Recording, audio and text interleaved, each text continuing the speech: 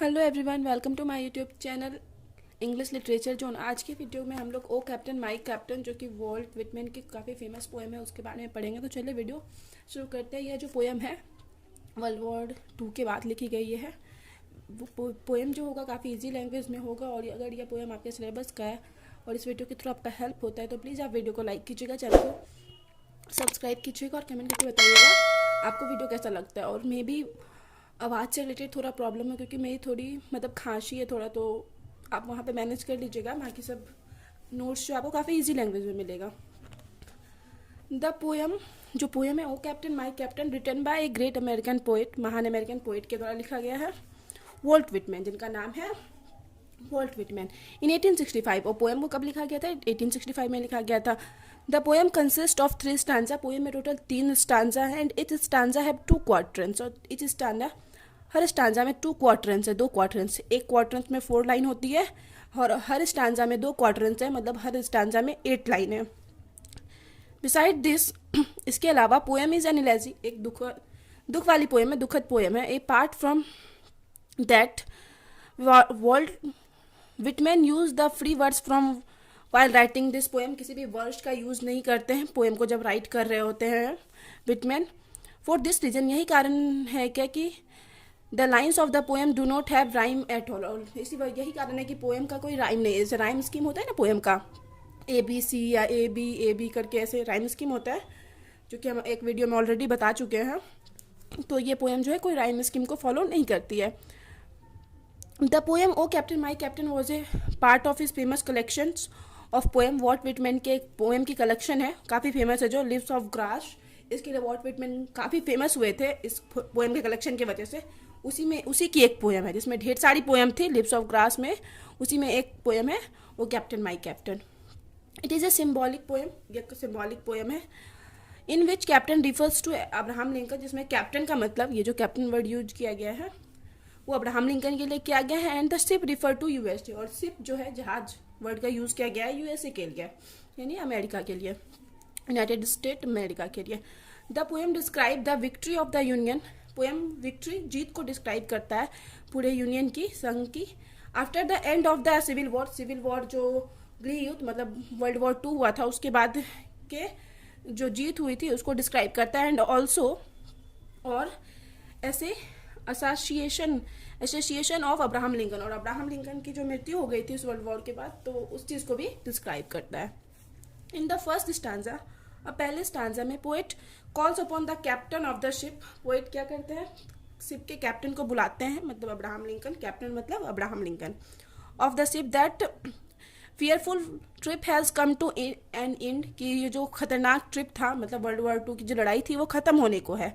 ऐसा poet Abraham Lincoln को बोलते हैं, मतलब शिप के कैप्टन को। The ship has survive every storm, और ये जो शिप है मतलब USA है, सारे तूफानों को के भी सर्वाइव कर चुका है, मतलब रह चुका है।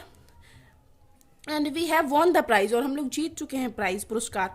We have been fighting for, और जिसके लिए हम लड़ाई शुरू किए थे वो चीज़ हम जीत चुके हैं। पोएट ऐसा बोलते हैं। Poet tells the captain, poet फिर से कैप्टन को बोलते हैं that port is very near, की पोर्ट जहाँ पे जहाज ठहरते हैं काफ़ी नियर है, बंदरगाह जिसको बोलते हैं, काफ़ी पास है। And now he can hear the sound of temple, उसको अब मंदिर की आवाज़ आ रही है। बेल्स, टेम्पल बेल्स मतलब मंदिर की घंटी की आवाज़ आ रही है पोएट को।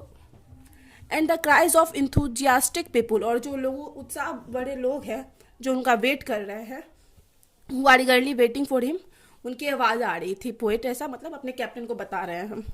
The enthusiasm increases by the ship reaches near the port, और जैसे ही शिप और ज़्यादा किनारे के पास होते जा रहा है, यह मतलब उत्सुक लोगों की आवाज़ में और ज़्यादा आवाज़ और ज़्यादा तेज होते जा रहा है।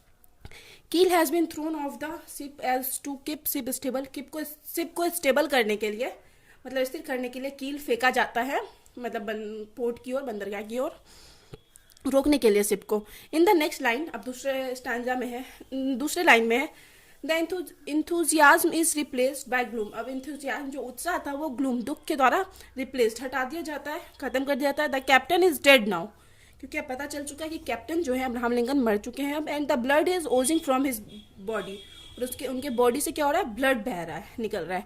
This makes the poet exclaim. इस वजह से पोइट जो वॉल्ट विटमैन है काफ़ी निरुत्साहित हो जाते हैं, मतलब काफ़ी उदास हो जाते हैं। ओ हर्ट हर्ट, और चिल्ला चिल्ला के बोलने लगते हैं, ओ हर्ट हर्ट हर्ट करके चिल्लाने लगते हैं। The captain who was suppose to be praised by the people, captain जिसको कि मतलब प्रेज्ड करना था, लोगों को प्रशंसा करनी थी उनकी, फॉर हिज पियरलेस ब्रेवरी, मतलब जो वो बेमिसाल ब्रेवरी का मतलब ब्रेवरी दिखाए हुए थे, युद्ध को जीत लिए थे, is now lifeless and motionless. और वही कैप्टन क्या है, अब लाइफलेस हो चुका है, मर चुका है, मोशनलेस, उसके अंदर कोई प्राण नहीं बचा, कोई जीवन नहीं बचा, जिसको मतलब आज लोगों के द्वारा बहुत ज़्यादा प्रशंसा मिलने वाली थी, आज वह मर चुका है, उसको उसके अंदर कोई जान या जीवन नहीं बचा।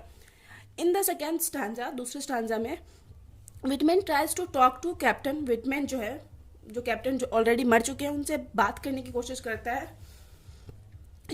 Who he also well is dead, जो जिसके बारे में वह जानता है कि ये मर चुके हैं। This technique of talking to dead is called apostrophe, और यही टेक्निक जो मतलब मरे हुए लोगों से जो मतलब बात करते हैं, इस टेक्निक को हम लोग एस्ट्रोफी कहते हैं।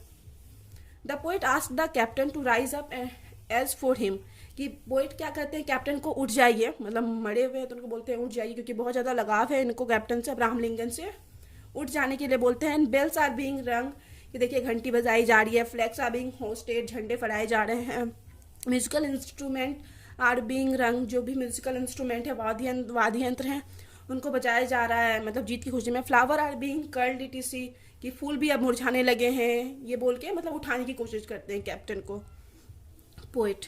The people are eagerly waiting for his arrival, लोग उनका वेट कर रहे हैं उनके पहुंचने का, but he is dead now, लेकिन क्या है अब तो वो मर चुके हैं।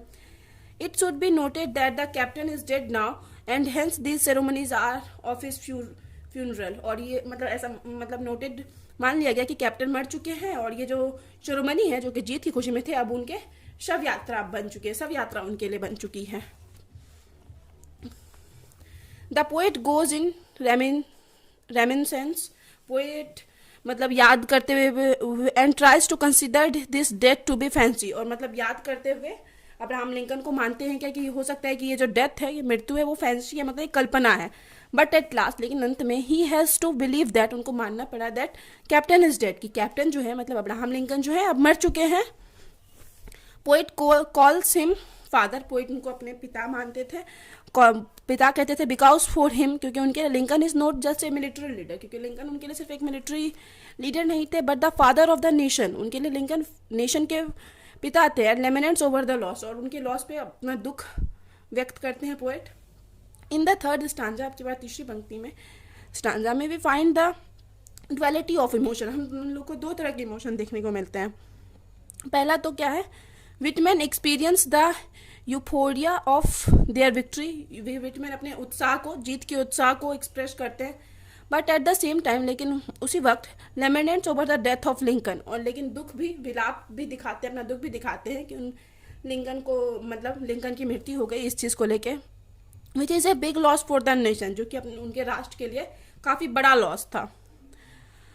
The poet says that, poet कहते हैं that now the captain is dead, कि कैप्टन जो है अब मर चुके हैं। हिज लिप्स इज आर पेल, उनका लिप्स पेल यानी फीका पड़ चुका है, जो कि मरने के बाद जो से सूख जाता है, मुरझा जाता है, वैसे हो चुका है।